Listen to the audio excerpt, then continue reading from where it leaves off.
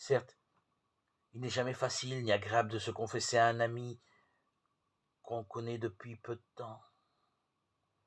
Et cependant, vous trouvez ailleurs les moments les plus extraordinaires d'une vie, si ce n'est dans un dialogue avec ses amis, son entourage, sa famille, les amis proches qui peuvent nous aider à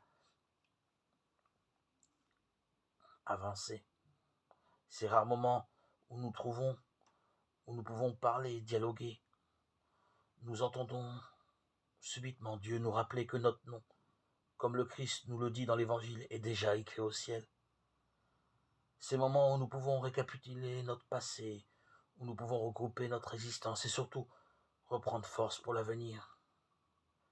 C'est là que, malgré les doutes et l'angoisse, nous retrouvons l'énergie d'un autre qui porte avec nous notre vie et notre avenir. Rappelons-nous l'histoire du chevreuil des montagnes. Une fois, en bien des années, le chevreuil porte-musc des montagnes est hanté par un souffle de parfum musqué dans ses narines.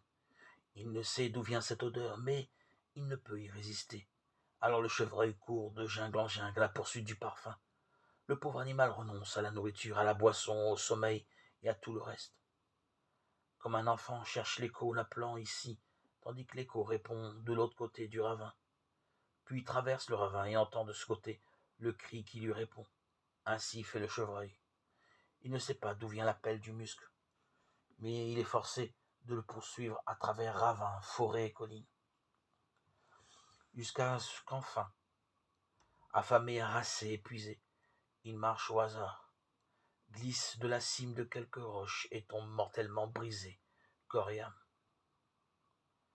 Son dernier acte avant de mourir est d'avoir pitié de lui-même et de se lécher le poitrail. Et voici que le poche à muscles s'est développé dans son propre corps. Il halète profondément, essayant de respirer le parfum, mais il est trop tard. Il en va peut-être ainsi de nous.